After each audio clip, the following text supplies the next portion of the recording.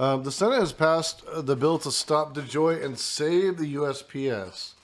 So if you remember, DeJoy was running a lot of directives to basically dismantle the USPS, taking apart fucking mail sorters, not allowing the purchase of new vehicles, not allowing the purchase of new equipment, not allowing for overtime hours, not allowing for, hiring of much needed staffing. There was a whole litany of things that he did that basically, there was a lot of concern that this was actually going to cause some issues with this last election. I'm sure that you guys remember this.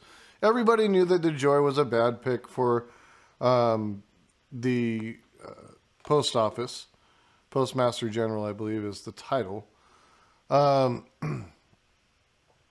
he's proven everybody correct.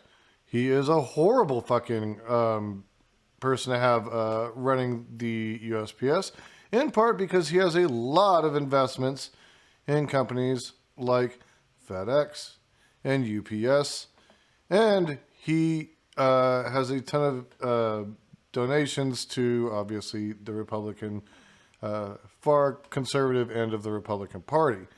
That said, it looks like finally, DHL, that's what it is. It's DHL. Thank you. DJ 427, man, how you doing? Fuck the mail, haven't sent mail in probably 5 to 10 years, nothing but junk trash. I use USPS all the time. They're actually pretty good. They're actually rather efficient. I have better luck getting my stuff through USPS than I do if I go through like UPS or something like that. Especially DHL is one of the fucking worst, by the way.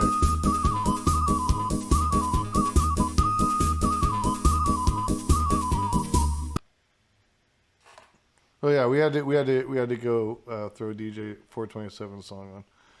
But yes, I think DHL is by far one of the fucking worst, man. I've had the worst luck with fucking DHL. So it looks like something's happened. There's been bipartisan work done to pass a bill to stop DeJoy's effort to dismantle the U.S. Postal Service. Thank fucking goodness. Here's a short article. This is by Jason Easley. He does a lot of these really short articles out of Politicus USA. They're very succinct. They give you kind of, a decent amount of information. You can always dig somewhere else if you want to get into the, dirt of it all. But essentially, here's what happened. It took 15 years, but a bipartisan group of senators has scored a historic victory and stopped the destruction of the USPS. The final vote was delayed by Senator Rick Scott of Florida, who tried to block the final passage of the bill with the budget point of order, but that point of order failed 68 to 30. The legislation should have passed on February 15th, but Senator Scott objected to passage via unanimous consent and delayed the final vote for 3 weeks. The bill passed 79 to 19. The legislation accomplishes two very important goals. It removes the Bush-era pension pre-funding requirement, which was bankrupting the USPS, and it requires USPS to offer 6 days a week delivery so Postmaster DeJoy can't cut service days to any part of the country.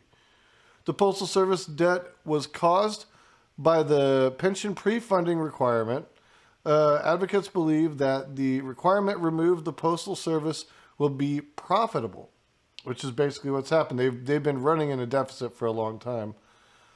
So essentially, if they can get to being a profitable organization again, that's money that pushes